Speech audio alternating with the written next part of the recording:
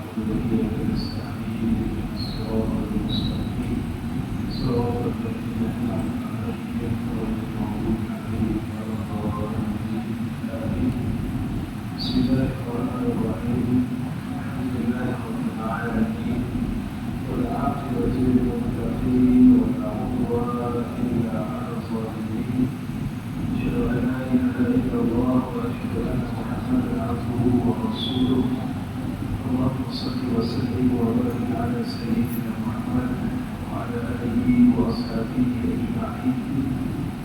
سبحانك لا علم لنا إلا ما علمتنا إنك أنت العليم الحكيم. رب اشرح لي صدري ويسر لي أمري واحلل عقدة من لساني يفقهوا قولي. أما بعد، السلام عليكم ورحمة الله وبركاته. Alhamdulillah, nama yang syukur kepada Allah Subhanahu wa Ta'ala. Kelimpahan kurnia Allah, dan hari ini kita masih lagi diberi kesempatan menjadi agama Islam, iman dan aman. Salawat dan salam atas junjungan besar kepada Nabi sallallahu alaihi wasallam, kepada seluruh keluarga kita, para sahabat yang berjuang bersama-sama dengan Nabi sallallahu alaihi wasallam. Ya, alhamdulillah, hari ini Allah mempertemukan kita kembali untuk sama-sama kita mulai mencari permata daripada 114 permata yang Allah Subhanahu wa Ta'ala turunkan kepada kita di dalam Al-Quran. Maka insya-Allah pada hari ini kita akan masuk ke surah yang baru. Bulan yang lalu kita telah pun pemilihan kepada surah Yunus. Maka hari ini kita akan masuk kepada surah yang ke-11, yaitu surah setelah surah Yunus, surah Hud, insya-Allah. Hadirin yang dirahmati Allah Subhanahu wa Ta'ala sekalian, bila kita sebut surah Hud itu adalah antara surah yang jarang dibaca berbanding surah yang lain. Pada surah Yusuf mungkin orang satu baca, anak-anak segera baca surah Yusuf. Surah Yasin kalau kita baca, Al-Mulk pun begitu, Al-Kahfi pun begitu. Tetapi bila kita sebut surah Hud, surah ini jarang dibaca kerana kita mungkin ada orang yang tak jumpa fadilat pada surah Hud atau orang jarang membaca surah Hud. Jadi hari ini kita akan membincangkan tentang apa yang dibicarakan Allah Subhanahu wa Ta'ala dalam surah Hud, iaitu surah yang ke-11. Tuan-tuan, puan-puan, ibu hadirin rahmati Allah saudara sekalian, surah Hud itu turun selepas surah Yunus. Ditemukan betul-betul selepas Yunus, maka turunlah surah Hud. Dan surah Hud ada 123 ayat. Tetapi sebagaimana dalam surah Yunus yang kita sebut pada bulan yang lain. Surah Yunus, Allah sebut nama Yunus sekali sahaja pada ayat ke-98. Tetapi Allah menamakan surah itu dengan surah Yunus. Walaupun dalam surah itu ada nama Nabi Nuh alaihi salam. Walaupun dalam surah itu ada cerita yang panjang tentang baginda Nabi Musa alaihi salam dan Fir'aun. Maka begitulah dalam surah Hud.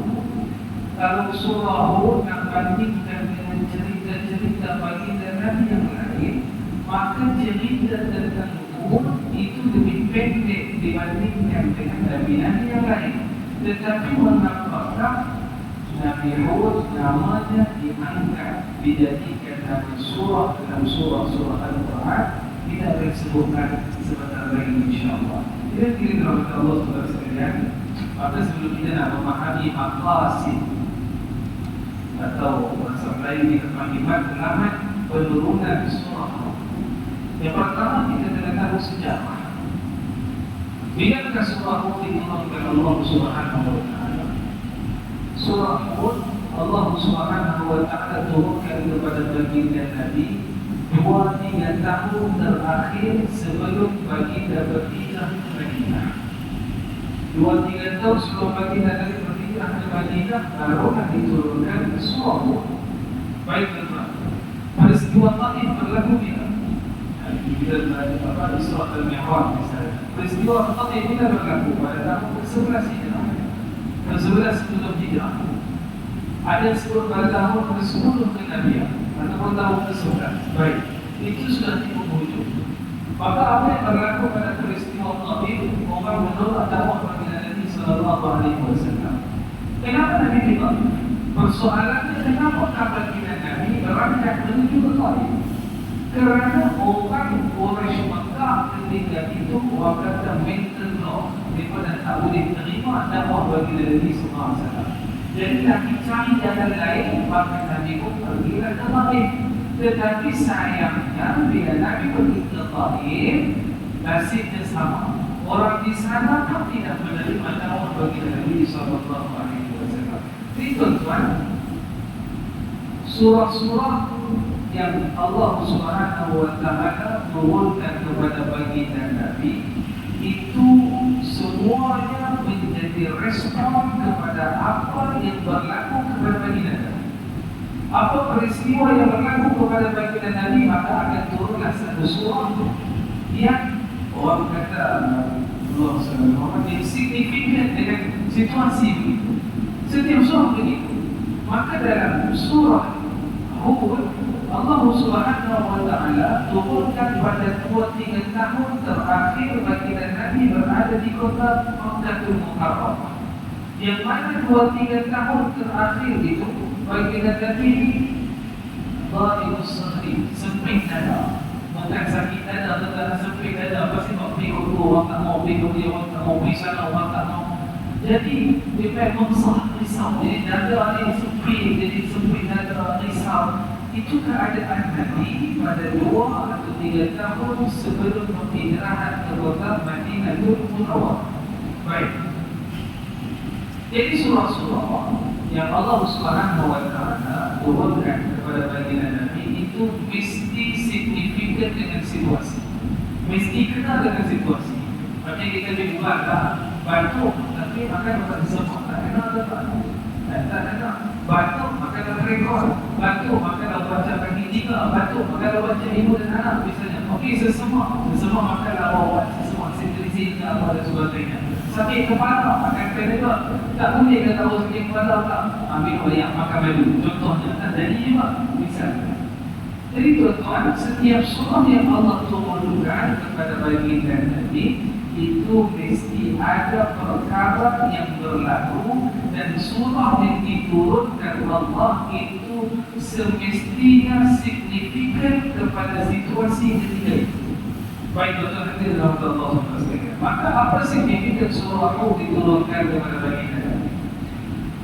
Ketika mana orang Quraisy Makkah itu sudah tidak menerima dakwah Nabi. Bahkan tuan-tuan, dalam ayat kelima surah Hud Allah menyebutkan yastaghishuna thiyabahum. Mereka ni tuan-tuan, orang Quraisy Makkah, mereka bila jumpa baginda Nabi, mereka tutup muka dengan kain. Mereka tutup muka dengan kain, nak bagi Nabi nampak muka mereka. Pasti pak yastaghishuna thiyabahum, pasti pak begitu. Contohlah tuan-tuan, kita pergi nak ke mana-mana mall ke main ke mana, selalunya ada promoter. Kalau promoter kopi ke, promoter buku ke, macam-macam lah. Promoter ni bila sampai dan bila kita waria wajah itu menunjukkan minat. Asalnya kamu nak bagi klien siap. Asalnya kamu nak bagi klien, tapi bila dia tengok buat kita, ini banyak mengkenal kan. Tunggu jadi 10 minit. 10 minit segi pertama lagi. Kita pun aku lagi 20 minit, 30 minit contohnya. Jadi orang Quraisy bila mana mereka mendengarkan ayat-ayat Allah, mereka tahu betul-betul kan? Di wajah mereka, lihat wajah mereka nampak macam mereka ni berminat. Tapi disebabkan keegoan itu masih mendebar, dia pertama tengok dalam Ibu Muhammad jadi macam dia tengok dalam buku misalnya, macam dia tengok dalam sebab, macam dia tidak terletak dengan diletakkan batu di atas badan. Dia dalam kepala dia kok main begitu. Maka dia bangun dia sedang terjumpa dan dia bawa tutup muka supaya Nabi tak nampak dia wajah. Baik. Jadi hadirin kepada Allah Subhanahu wa taala. Maka disebabkan makin ramai yang menentang dakwah bagi Nabi sallallahu alaihi wasallam. Itu perlu faham, makin ramai menentang, maka makin dekat urusan kaum itu akan diambil alih oleh Allah Subhanahu wa taala. Makin kuat orang lawan baginda Nabi, makin kuat orang tentang Nabi, maka makin dekat urusan kaum itu akan diambil alih oleh Allah Subhanahu wa taala. Maksudnya apa tuan-tuan? Makin hamba lawan, makin dekatlah azab Allah. Makin lawan, makin dekatlah azab Allah. Maka baginda Nabi sallallahu alaihi wasallam ketika ini dia dalam orang kata Nabi ini simpati yang kuat. Nabi sayang kaumnya 40 tahun duduk di kota Makkah Mukarramah, adik-adik semua. Jadi dia tahu kata kalaulah dia benci aku tak apalah, aku tak benci dia, baru benci aku. Tapi sampai satu masa Nabi faham mereka ni makin lama makin menentang dakwah baginda Nabi. Bahkan disebutkan oleh para ulama, sebagai ulama menyebutkan ujung-ujung tahun baginda Nabi di kota Kuba dan tak ada orang Islam dan tak ada orang masuk Islam. Jadi dakwah dia stagnan, dia dah terhenti. Orang masuk Islam pun dah terhenti. Maka Nabi waktu itu dia emosi ketika makin ramai orang tentang ini, makin dekat dengan azab Allah. Nabi kesian, masih pun Nabi kesian. Pasal ini tu hartanya kalau azab sampai habis lah. Kalau azab sampai habis. Tapi bagi Nabi sallallahu alaihi wasallam, Allah ingatkan bagi kita supaya tidak berhenti bercakap, tidak berhenti berdakwah kepada orang kafir Quraisy. Jangan berhenti. Sebab apa? Dan berhenti dia tuan-tuan, maka Allah akan ambil alih urusan tersebut, maka akan diazab oleh Allah Subhanahu wa taala. Ini diri dalam Allah Subhanahu wa taala. Itu secara awalan. Dalam surah Hud, Allah Subhanahu wa taala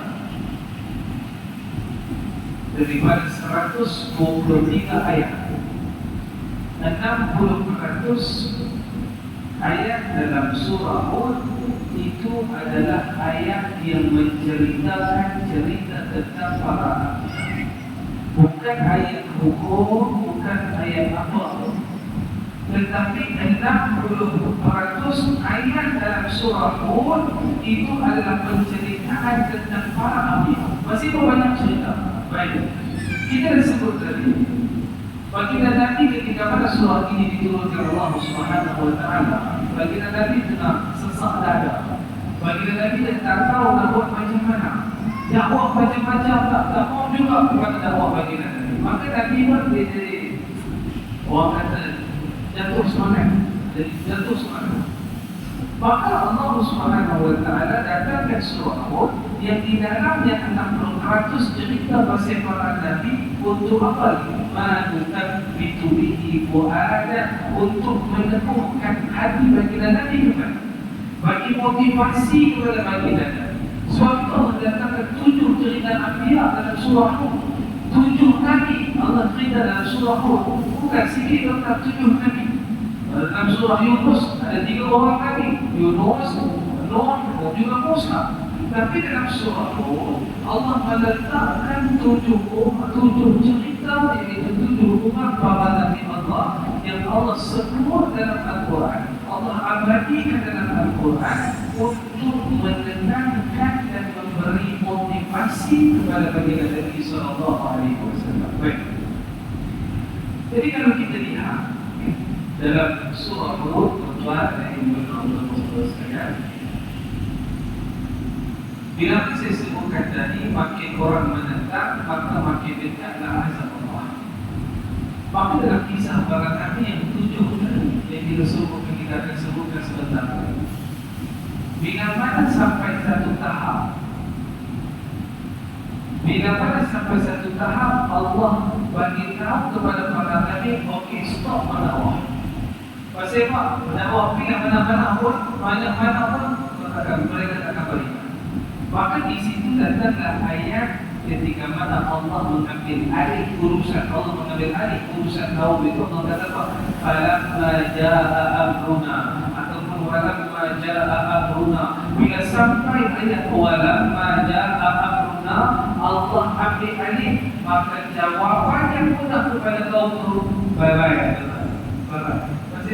Pasal tidak ada lagi ruang untuk kalian kembali kepada Allah Subhanahu wa Ta'ala. Maka dalam surah Hud banyak kali Allah menyebut mengulang-ulang perkataan walamma jaa amruna, bila mana Allah Subhanahu wa Ta'ala menyuruh pada para nabi yang tujuh tadi untuk berhenti berdakwah kepada kaumnya kerana mereka sudah tidak lagi dapat beriman kepada Allah Subhanahu wa Ta'ala. Ada berapa Allah Subhanahu wa Ta'ala? Maka sifat para nabi dan Rasul itu menyampaikan. Maka para nabi dan Rasul itu tidak pernah akan berhenti berdakwah kepada Allah Subhanahu wa Ta'ala. Tak akan berhenti berdakwah orang supaya beriman kepada Allah.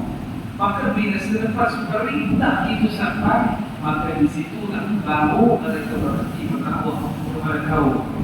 Ini artinya kita berdoa sekalian. Apa kaitan dengan surah Yunus? Ada kaitan dengan surah Yunus, ada kaitan. Jadi kita sebut surah Taubah, pasti pada surah Yunus, Yusuf. Kerana dalam surah Taubah bercerita pasal Taubah, maka dalam surah Yunus cerita surah Taubah, dalam cerita surah Hud bersama juga cerita surah Taubah. Begitu juga dalam surah Yusuf yang nanti akan kita bicarakan.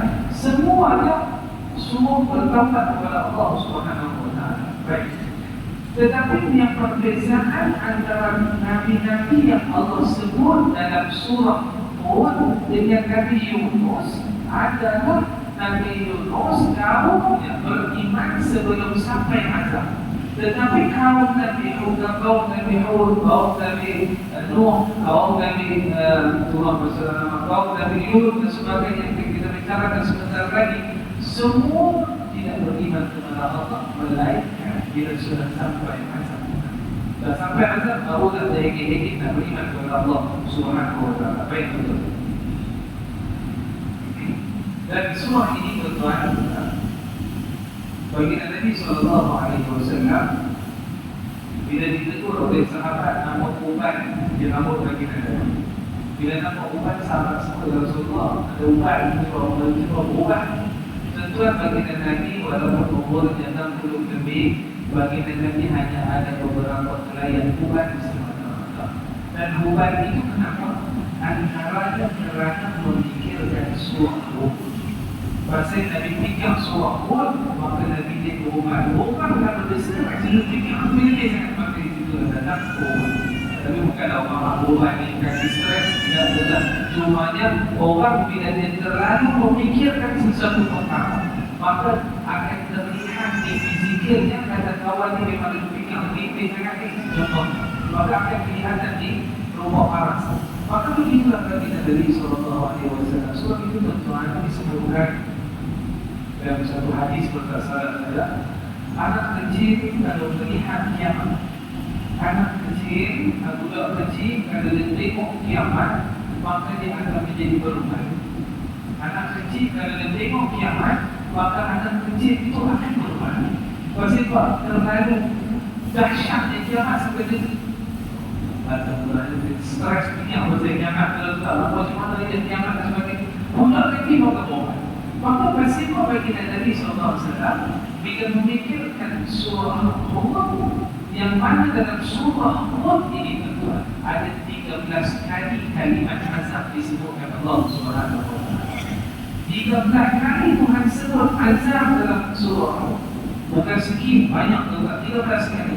Maka Nabi berfikirlah, Nabi fikir banyak pasal 13 kali Tuhan sebutkan tentang azab. Maka Tuhan tak main-main. Tuhan cerita tentang azab, sebuah azab itu akan sampai azab. Maka Nabi berfikirkan dia sehingga hukuman dimaksud bagi Nabi SAW. Baik, tuan-tuan dan puan-puan Allah SWT. Termasuk kisah yang pertama, kisah tentang Nabi Nuh alaihissalam. Ayat ibu dalam Al-Quran ada surah Nuh. Dalam Al-Quran ada surah Nuh, tetapi dalam surah Nuh tidak diceritakan secara detail perjalanan bagi Nabi Nuh alaihissalam. Tak ada cerita pasal apa yang bagi Nabi Nuh, tak ada cerita pasal anak dia kecil dia, tak ada, melainkan pada surah Nuh. Cerita itu tak ada dalam surah Nuh, tetapi cerita itu ada dalam surah Nuh. Tuan-tuan bagi Nabi Nuh alaihissalam bernama 950 tahun. Orang itu lama hidupnya. 950 tahun lama betul. Berdakwah sudah ramai kalau Islam tak ramai pun ada orang yang Islam betul. 950 tahun. Pada ketika ini Allah Subhanahu wa taala melihat bahawasanya dah 900 tahun tuan-tuan tak beriman dua. Tak tunggu lama mana lagi. Dah 900 tahun, bukan 9 tahun, 900 tahun. Maka Allah Subhanahu wa taala suruh bagi Nabi Nuh dah stop berhenti. Tak ada wawalan. Maka ketika itu Allah suruh bagi Nabi Nuh buat kapal. Sebelum ni dakwah, maka bila Allah suruh berhenti, maka datanglah perintah baru yang Nabi Nuh dapat. Apa dia? Buat kapal. Buatlah kapal itu. Nabi Nuh kata buat kapal tak pandai. Nabi apa itu memang buat kapal. Anak dia pun tak percaya dengan dia. Tuan-tuan, dari mohon dalam buat kapal berkatakan makan tahu juga. Dia buat kapal makan tahu di sana. Tapi si lelaki yang bernama Nuh, Allah ajarkan dia kayu Allah dan sebagainya. Allah ajar bagi Nabi Nuh sampai buat kapal. Sehingga orang dalam kita nak baca ayatnya supaya kita lebih cepat sikit. Sehingga dalam surah Hud Allah sebutkan orang-orang kampung ni, orang kampung yang kita kata orang kampung yang bila lalu orang kampung ini orang kampung kan hingga apa dia kata orang ini bagi Nabi Nuh alaihissalam, bahkan bukan hanya orang kampung tetapi juga anak-anak. Bagaimana kita tahu Allah SWT? Maka Nabi Nuh ketika mana dah siap kapal, maka baiklah perpasang-pasangan binatang di bahasa orang bahasa itu bahasa main yang kapal. Orang yang beriman hanya yang beriman kepada Nabi Nuh alaihissalam. Tuan-tuan hadirin dalam Allah SWT. Maka bila datang cerita tentang baginda Nabi Nuh alaihissalam dengan anaknya, ketika mana baginda Nabi Nuh bila dia kapal dia tuan-tuan,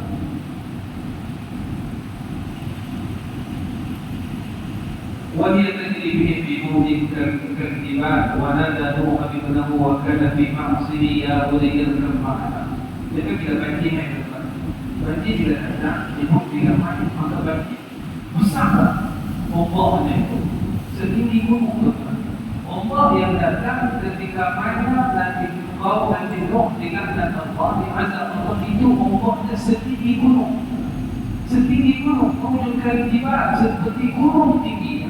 Maka ketika itu Nabi Nuh alaihissalam nampak anak-anak.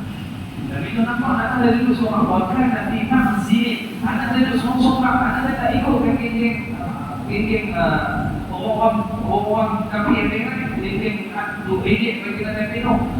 Dia nampak anak dari Mahzid itu seorang.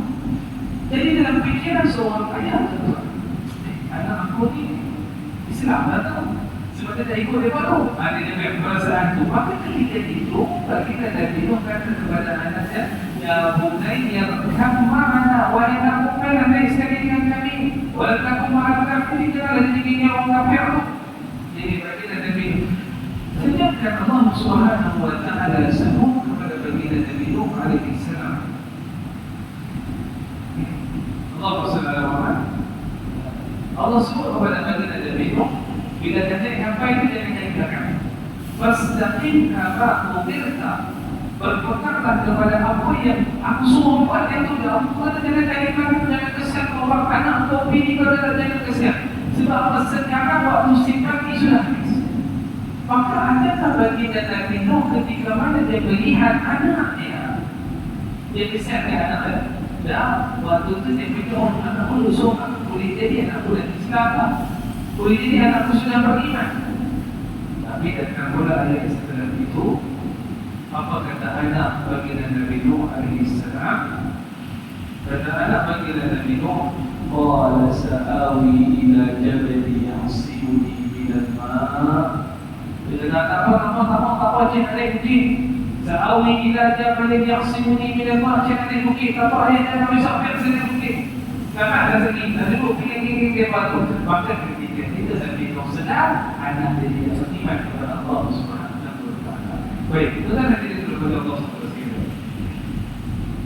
Maka ketika ini baginda Nabi Nuh datang kepada Allah Subhanahu wa taala, wa nadalu rabbahu inna bani min ahli wa inna wa'adaka al-haq wa anta ahkamul hakimin. Ya Allah, anakku ya Allah, anakku itu sebagian daripada keluarga-Mu ya Allah.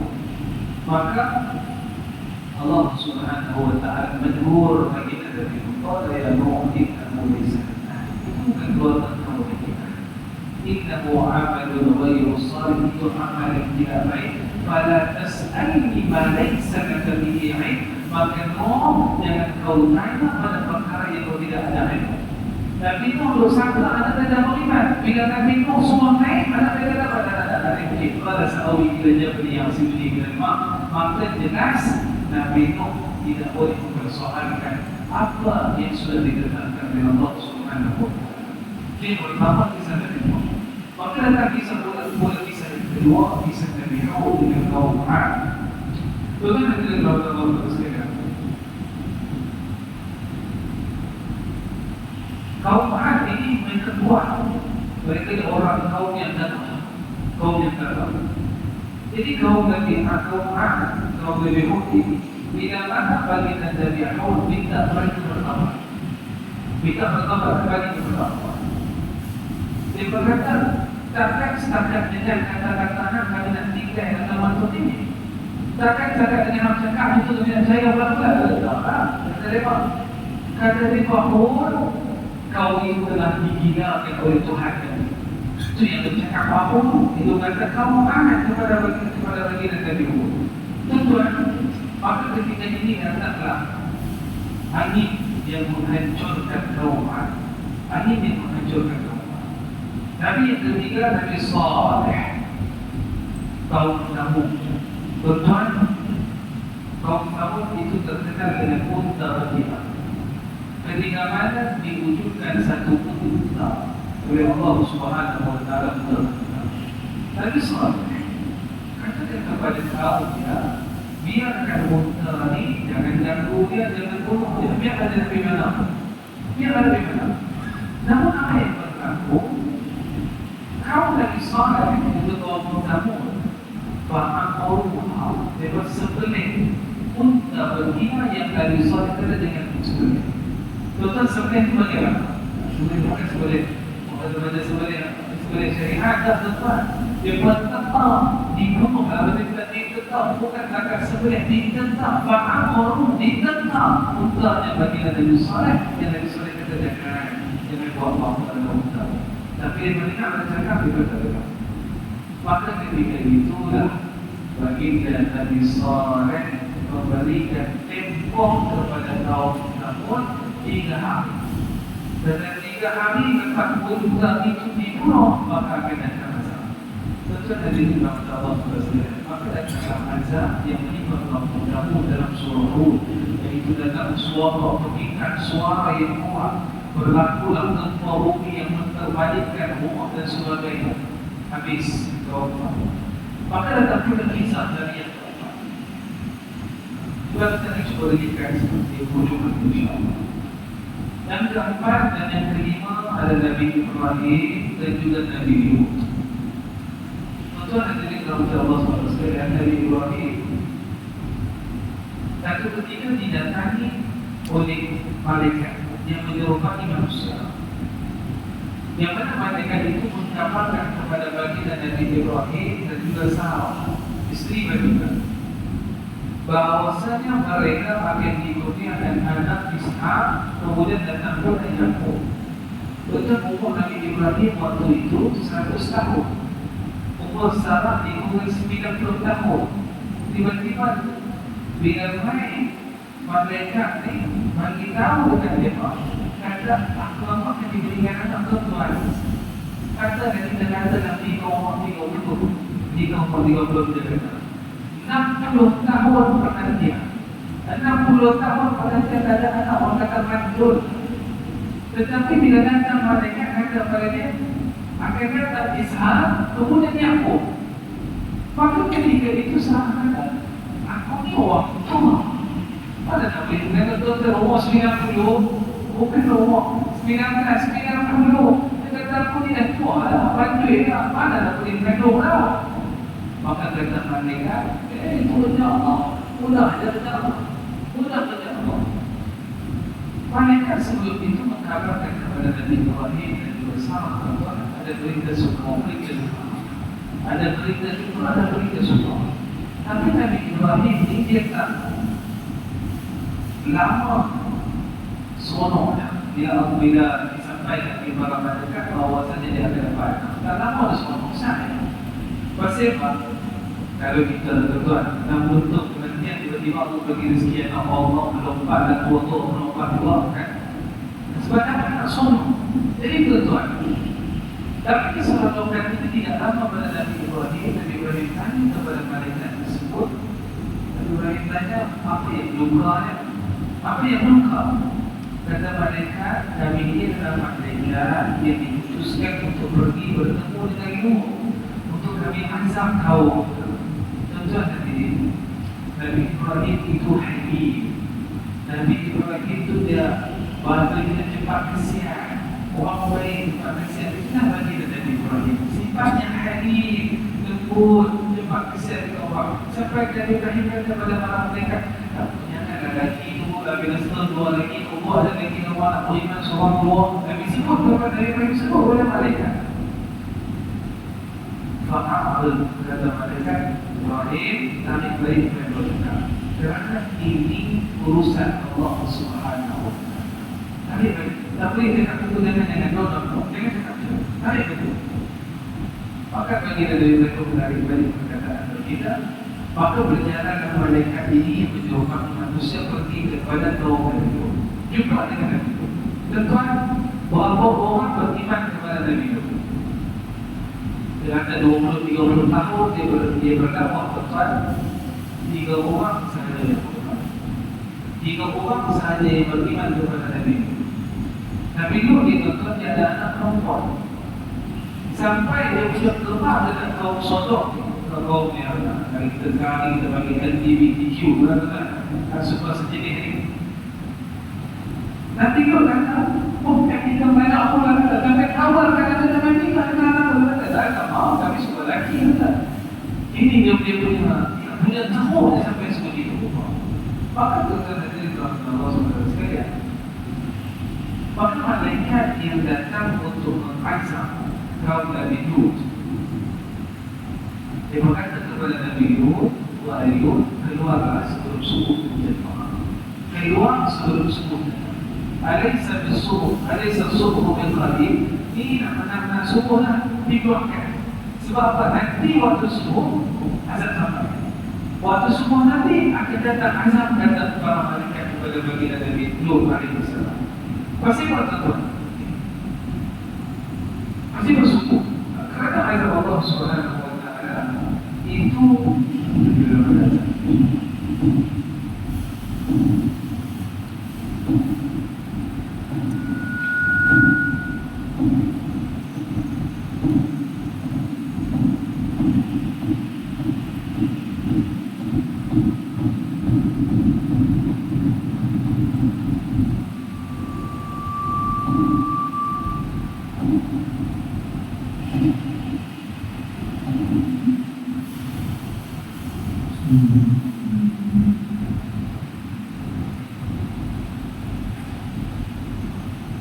Allahu Akbar.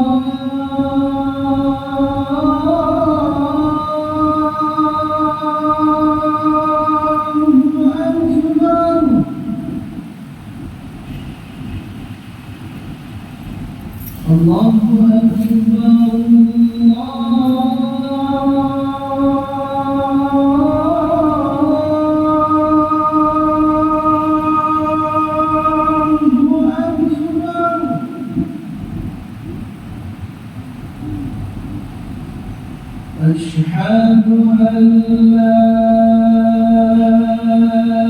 إله إلا الله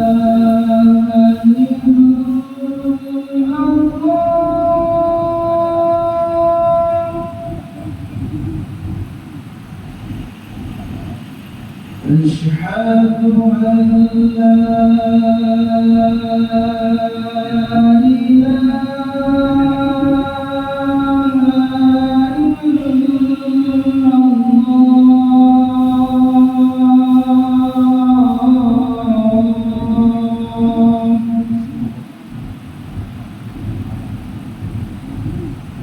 أشهد أن محمدًا رسول الله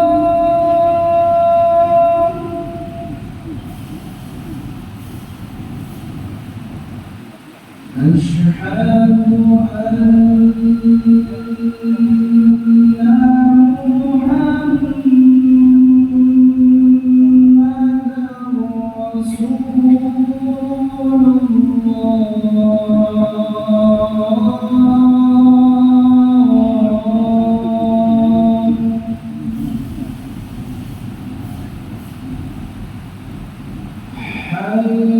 حي على الصلاة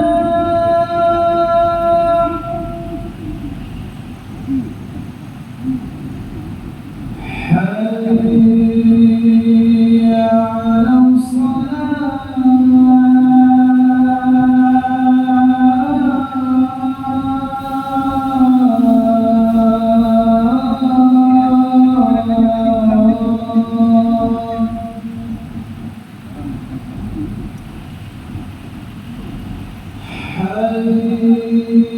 على حي على الفلاح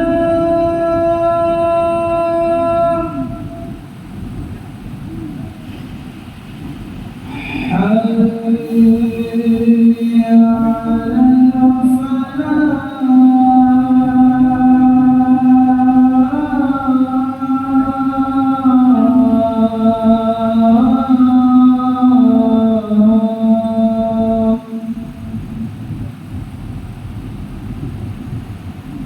الله أكبر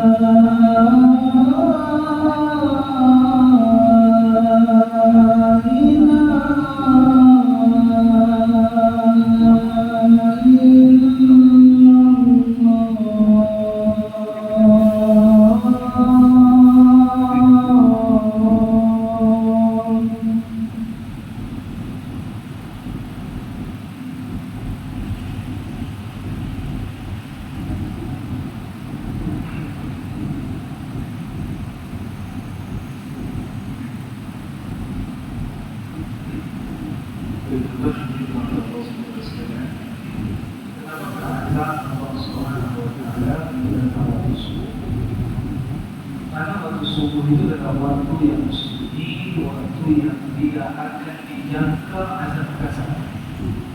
Maka Allah Subhanahu wa taala kata kepada baginda Nabi Nuh, "Alaysa bisuhur bil-gharib?" Malaikat dikata kepada Nabi Nuh, katalah alaysa bisuhur bil-gharib, alaysa bisuhur bil-gharib, ini waktu subuh ketika kata maksudnya apa? Agensi. Ada orang kata, kita doa tu macam masih akan berlaku kehancuran yang begitu besar. Maka bila dalam Allah SWT sekalian, maka bila datangnya subuh, maka diterbalikkanlah keadaan kaum Nabi Nuh sehingga tidak bersisa, habis semua kecuali dia dan dua orang anak. Isteri dia bersama, isteri dia bersama kecuali dia dan dua anak. Itu yang jadi Allah SWT. Datanglah kita yang seterusnya tentang Nabi Syuaib. Nabi Syuaib yang diutuskan kepada kaum Madian. Kaum Madian ini memang terkenal dengan suka menipu dalam ibadah. Ahli khayal, tinggi khayal, ahli menegak, suka menipu dalam ibadah. Jual sekitar tapi pun bila ambil yang lebih banyak. Itu namanya orang sedikit tapi daripada sedikit itulah menjadi mungkin. Daripada sedikit lebih boleh jadi kaya. Maka diingatkanlah kepada dia. Janganlah itu Nabi Syuaib yang ajar begitu. Tuan Nabi Syuaib itu bukan orang biasa. Nabi Syuaib itu daripada kaum kerabat, orang yang ada nama, orang yang hebat. Sehingga bila mana baginda Nabi Syuaib ajak mereka tertegur, mereka kata kepada Nabi Syuaib, yang bukan kerana bapa kau, daripada keturunan yang baik, kami pukul. Kalau bukan pasal memfaham orang baik, orang bagus, orang kaya, orang yang terhormat, kami pukul dia bahasa muda, bahasa kasar dia begitu. Sehingga Nabi Syuaib kata kepada mereka, betul ke sebab kamu adalah sahaja, lepas kali kau kan hamba takut sebenarnya. Takut kalau kau berpikir apa kerja anda oleh Allah Subhanahu wa Ta'ala. Maka dia menggunakan alasan ini kata baginda Nabi Syuaib. Maka Nabi Syuaib tetap mengingatkan mereka tentang Nabi Nuh, ingatkan tentang Nabi Saleh, ingatkan tentang kaum Nabi Nuh. Maka begitulah manusia yang sudah mental normal. Dia sudah tidak boleh menerima kebenaran. Maka akhirnya Allah Subhanahu wa Ta'ala mendatangkan angin panas sehingga merosakkan kulit dan juga petir menambah dan tempal yang menghancurkan.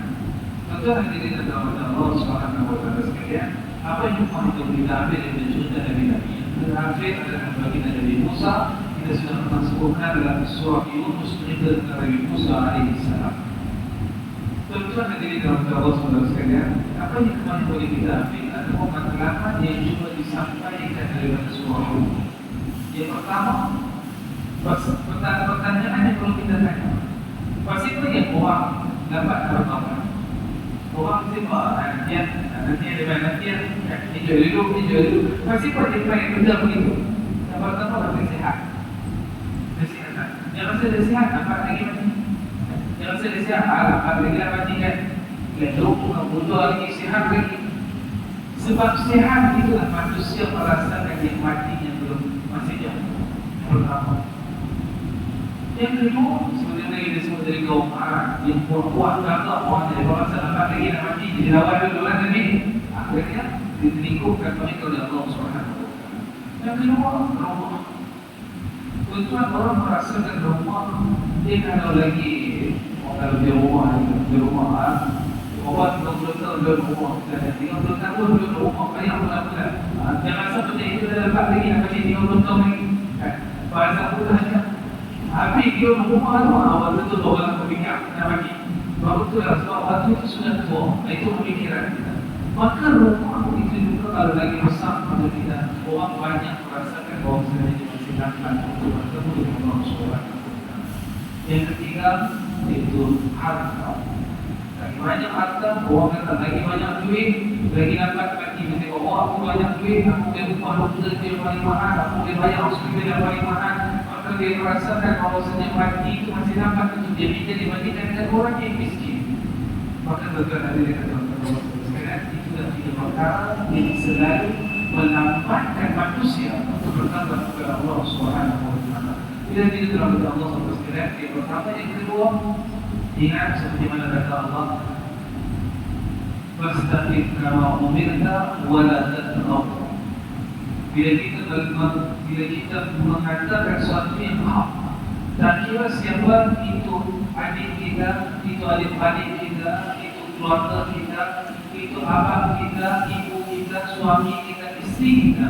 Kalau benda itu benda yang hak, katakan yang hak. Fastaqim kama umirta. Jangan kira-kira. Jangan kira-kira. Katakan yang hak. Wala tatghaw. Dan bila mana dia diuji oleh Allah Subhanahu wa Ta'ala, jangan sesekali kita main rasa simpati kesian bila mereka diuji oleh Allah ketika mana mereka sudah diingatkan tentang azab Allah Subhanahu wa taala. Jadi tentang Allah sekalian, maka kita dulu kepada Allah Subhanahu wa taala Allah sendiri mohon kepada kita dasar bahasa dasar bicara tidak lagi baik dari Allah sendiri itu kita dengan Allah dan surah Nas subhanallah wa bihamdika asyhadu an la ilaha illa anta astaghfiruka wa atubu ilaik. Bismillahirrahmanirrahim. Wal 'asr innal insana lafi khusr illa alladhina amanu wa 'amilus shalihat wa tawassaw bil haqq wa tawassaw bis sabr. A'udzu billahi minasy syaithanir rajim. Bismillahirrahmanirrahim. Alhamdulillahi rabbil alamin wassalatu wassalamu ala asyrofil anbiya'i wal mursalin wa ala alihi wa sahbihi ajma'in.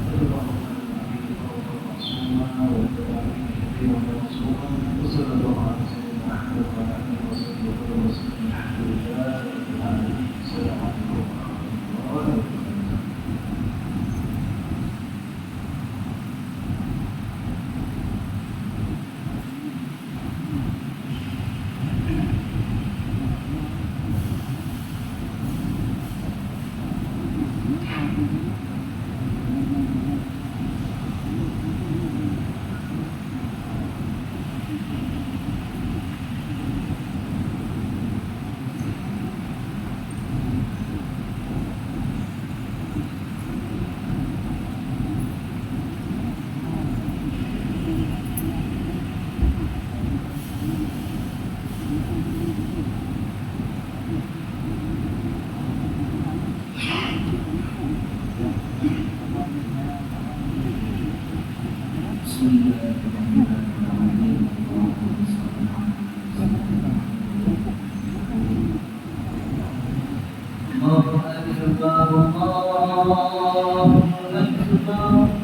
أشهد أن لا إله إلا الله.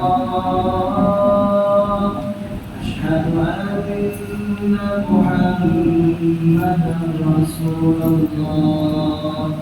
حي على الصلاة حي على الفلاح.